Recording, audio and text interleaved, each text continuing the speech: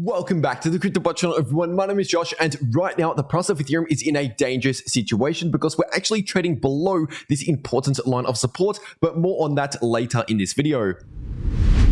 Starting off on the daily Ethereum chart, you can see right here that the price of Ethereum at the time of recording this video is trading below the golden pocket, but we need to see a daily candle close below the golden pocket in order to confirm a break below on the daily chart, and the next daily candle close is in around 4 hours from now. And in case you were new to this channel, this golden pocket is coming into play at around 2,600. So basically, if we see a daily candle close well below 2,600, then that would not be good for Ethereum, but keep in mind this golden pocket is actually a small price range, so technically it goes down towards around 2,570. So essentially we have to see a daily candle close closer towards 2.5k in order to break below this on the daily time frame with confirmation. And if that does happen, like I just said, that would not be good for the price of Ethereum because the next level of support to the downside is that 78.6% Fibonacci level coming in at around 2.4k, but technically speaking the 78.6% Fibonacci level is not as significant as the golden pocket, which means we might not find as much support at 2.4k compared to around 2.6k. And another reason why this price range is important for Ethereum is also because of the VPVR indicator.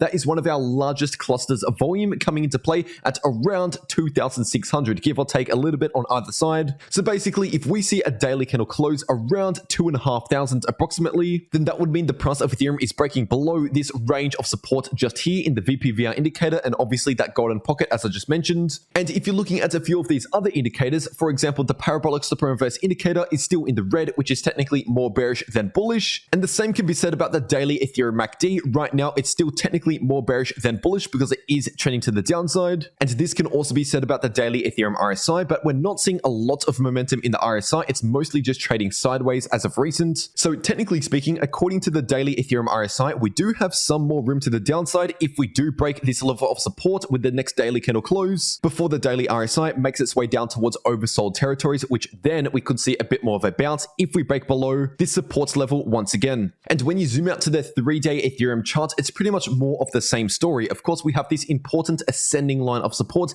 coming into play at just above 2,600. And obviously at the time of recording this video, the price of Ethereum is below that ascending line of support, which is not good to see. This is a bearish signal, but it is important to mention that we still need to see a 3-day candle close below this line of support to actually confirm this breakdown on the 3-day chart, and the next 3 daily candle close is in around 1 day and 4 hours from now. And I'll be sure to keep you updated every day in these videos and in real time over on my Twitter. So if you have not followed me over there, make sure you're doing that, and the link to my Twitter is in the description down below and also in the pinned comment. And something else to mention about this possible break to the downside on the 3-day Ethereum chart is even if we do confirm this break to the downside below this ascending line of support, I'll still be focusing on these previous lows, which are coming in at around 2.4k to 2.5k, because technically speaking, the price of Ethereum on the larger time frames stays in a higher low structure for as long as we do not break those previous lows, so those are also important to keep in mind moving forward. And now giving you a quick update on the Ethereum versus Bitcoin chart, which at the moment is experiencing a slight pullback in the shorter term, and this could be due to a couple reasons. First of all, when you're bringing out the Fibonacci retracement tool from swing high